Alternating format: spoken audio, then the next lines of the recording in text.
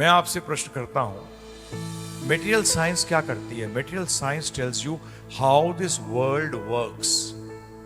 ध्यानपूर्वक सुनिएगा। मेटीरियल भौतिक विज्ञान आपको बताता है दुनिया कैसे कार्य कर रही है। परंतु मैं नोबेल प्राइज विनर्स से मैंने बैठ के बात करी है। मैंने उनसे एक प्रश्न किया। मैंने कहा, ये बताइए इस दुनिया का पर्पस क्या है? ये दुनिया है क्यों? तब उन्होंने एक चीज, वेस्टर्नर्स के अंदर एक प्लस पॉइंट है, हम ये इंडियन सब कॉन्टिनेंट के लोग हैं ना, कुछ भी बकवास करते हैं, ये हमारी आदत है। आंसर नहीं आएगा ना प्रभु जी, फिर भी हम बोलेंगे जरूर। तो उसने साफ कहा, sorry, I do not know the purpose. मुझे उद्देश्य मालूम नहीं है। अब आप मुझे बताइए, आप जीवन जी रहे हैं और आपको उद्देश्य मालूम नहीं है। और कितने मजे की बात देखिए आप, अगर मैं आपसे इंडिविजुअली प्रश्न करूं कि आपका उद्देश्य क्या है, समय कम है, नहीं तो ज्यादा अधिक समय होता है तो मैं एक से पूछता हूं, ज्यादातर 8-10 से पूछता हूं। तो कोई कहता है जीएम बनना, कोई कहता है मोनोपोली बिजनेस हो, कोई कहता है ये बनना, कोई कहता है वो बनना। अच्छा, मैं आपसे एक चीज पूछ रहा हूं कि ह्यूमन बीइंग का उद्देश्य क्या है? अब मैं एक से तो पूछूंगा ही, गाड़ी का उद्देश्य क्या है? 4 पहियों वाली गाड़ी का उद्देश्य क्या है? 1 वर्ड आंसर बताइए। एक वर्ड ट्रांसपोर्टेशन।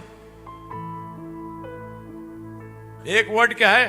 अब वो गाड़ी चाहे अमेरिका में हो, चाइना में हो, रशिया में हो, इंडिया में हो, पाकिस्तान में हो, बांग्लादेश में हो, ऑस्ट्रेलिया में हो, स्वीडन में हो, कहीं भी हो, उसका उद्देश्य एक रहता है कि बदल जाता है सेम। या तो जड़ को ट्रांसपोर्ट करती है, या चेतन वस्तुओं को, या तो एनिमल हुआ, ह्यूमन बीइंग हुआ, या गुड्स। उसका पर्पस चेंज नहीं होता। तो आज मैं जो आपसे प्रश्न कर रहा हूं पर्पस का, वो यही कर रहा हूं कि what is the purpose of the human being, not your individual purpose. सोचा विचार किया कभी? फिजिक्स में, केमिस्ट्री में, सोशियोलॉजी में, जो भी आप पढ़ रहे हैं, जो भी आप सब्जेक्ट्स पढ़ रहे हैं, उसमें कहीं भी इसका उत्तर है?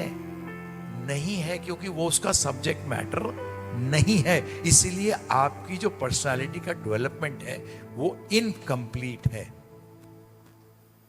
You're trying to understand? You are leading a life where you do not know what is the purpose. You know how the car works. आपको पता है गाड़ी कैसे चलती है, परंतु आपको पता नहीं कि इसका कार्य क्या है, इससे करना क्या है, ये आपको मालूम नहीं है। तो आप मुझे एक चीज बताइए, समझिए इस बात को, और ये आंसर जो है, what is the purpose of life and what is the how to fulfil that purpose, ये आपको स्पिरिचुअल नॉलेज बताती है, आध्यात्म बताती है। फिर से रिपीट कर रहा हूं, इसमें फिजिक्स की गलती नहीं है, इसमें केमिस्ट्री की गलती नहीं है, इसमें बायोलॉजी की गलती नहीं है, इसमें मेडिसिन की गलती नहीं है, बिकॉज उनका वो सब्जेक्ट मैटर नहीं है। प्लीज अंडरस्टैंड दिस, समझिए इस बात को। आप उसमें नहीं कह सकते फिजिक्स बेकार है, नहीं है बेकार, परंतु वो उसका कार्य नहीं है कि बताए कि पर्पस क्या है, उद्देश्य क्या है। ये स्पिरिचुअल साइंस का कार्य है। और आज हमारे स्कूलिंग से लेके कॉलेज तक, एंड ऑफ द लाइफ तक हमें पता नहीं रहता कि पर्पस क्या है। इज इट अ फैक्ट और not? You are just living, and I tell you, I will make a very strong statement, you are just living to die one day. मैं ये सोचता था जब 16-17 साल का था, तो मैं सोचता था इस बात को। मैंने कहा यार बड़ी मेहनत करेंगे, ठीक है। अरे आप लोग क्या सोचते थे? मैं सोचता था 1000 रूम का घर होगा और हर रूम के साथ एक स्विमिंग पूल होगा। जो मैं ये सोचता था, जब मैं ब्लू सूट पहन के निकलूंगा तो मेरी ब्लू मर्क होगी, जब मैं ब्लैक सूट पहन के निकलूंगा तो ब्लैक मर्क होनी चाहिए, और व्हाइट सूट पहन के निकलूंगा तो व्हाइट मर्क होनी चाहिए। फिर मैंने सोचा, अच्छा ठीक है, सब कुछ आ गया, आगे क्या? अब क्या? और ये सब करने के लिए मुझे कम मेहनत करनी पड़ेगी क्या? बहुत मेहनत करनी पड़ेगी। परंतु एंड के अंदर जब डेथ आएगी, उस टाइम मैं जीरो हो जाऊंगा। Will I become a zero at that particular point of time? जिसने भी इतनी जबरदस्त क्रिएशन करी है, आप अपनी शरीर को ही देखिए, आप वो सबने 8वीं 9वीं के अंदर सबको रेटिना के बाद में बारे में बताया गया है। आप लोग स्कूल के में जान चुके हैं, इन्वर्टेड इमेज आती है रेटिना पे, फिर वो सीधी हो जाती है, ये सब ने पढ़ा है। कोई भी आप में से ऐसा नहीं है जो आर्ट्स का भी स्टूडेंट होगा 10वीं तक तो ये पढ़ ही लेता है। आपने कभी विचार किया कि क्या जबरदस्त उस व्यक्ति का ब्रेन होगा जिसने ये बनाया है? तो क्या उसने इसलिए बनाया है कि all of us become zero in the end? Sorry, I did not want to become a zero.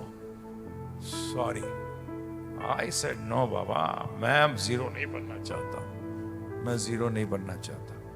तो मैंने कहा फिर मुझे जानना पड़ेगा कि ये पर्पस क्या है इसका।